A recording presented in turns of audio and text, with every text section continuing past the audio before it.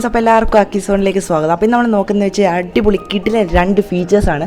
Apple അഥവാ ഐഫോണിൻ്റെ അടിപൊളി 2 ഫീച്ചേഴ്സാണ് നമ്മൾ നോക്കുന്നത്. അപ്പോൾ നിങ്ങൾക്ക് ഈ വീഡിയോ ഉറപ്പായിട്ട് ഇഷ്ടപ്പെടുമെന്ന് വിചാരിക്കുന്നു. ഇഷ്ടപ്പെട്ട് കഴിഞ്ഞാൽ നിങ്ങൾ എന്താ ചെയ്യേണ്ടതെന്ന് വെച്ചാൽ ലൈക്ക് ചെയ്യുക, ഷെയർ ചെയ്യുക, സബ്സ്ക്രൈബ് ചെയ്യുക, പിന്നെ കൂടെ കാണുന്ന ബെല്ലൈക്കണും കൂടി അങ്ങ് അടിച്ചേക്കുക. അപ്പോൾ നമുക്ക് വീഡിയോയിലോട്ട് സമയം കളയാതെ പോയേക്കാം.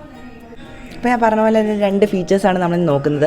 ഫസ്റ്റായിട്ടുള്ളതെന്ന് പറയുമ്പോൾ നമ്മുടെ ഒരു ഫോൺ അടിപൊളി ഒരു ആഡ് ഷോർട്ട് കട്ട് എന്ന് പറയുമ്പോൾ ഒരു അടിപൊളി ഫീച്ചറാണ്. അതിനാണ് നമ്മളിപ്പോൾ ജനറൽ എടുത്തു.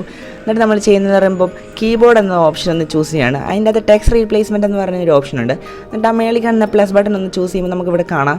ഫ്രേസ് എന്ന് പറയുമ്പോൾ നമ്മളവിടെ നമുക്ക് എന്തെങ്കിലും ഒരു ഹാർഡ് ആയിട്ടുള്ള ഫ്രേസ് ഒന്ന് നമുക്ക് ആഡ് ചെയ്ത് കൊടുക്കുന്നുണ്ട്. ഞാനിപ്പോൾ ആഡ് ചെയ്തതെന്ന് പറയുമ്പോൾ ഗുഡ് മോർണിംഗ് എന്ന് പറയുന്നൊരു വേർഡാണ് ആഡ് ചെയ്യുന്നത്.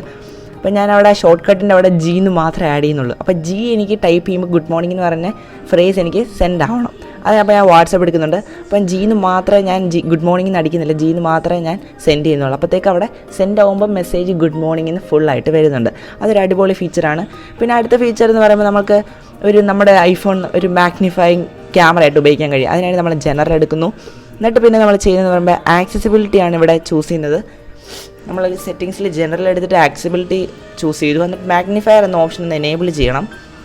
എന്നിട്ട് നമ്മൾ ഹോം സ്ക്രീനിൽ വന്നിട്ട് നമ്മുടെ ഹോം ബട്ടൺ ഒരു 3 ടൈം നമ്മൾ ക്ലിക്ക് ചെയ്യേണ്ടതായിട്ടുണ്ട്. അപ്പോഴത്തേക്ക് നമ്മുടെ ഒരു മാഗ്നിഫൈങ് ക്യാമറയായിട്ട് മാറിക്കഴിഞ്ഞു.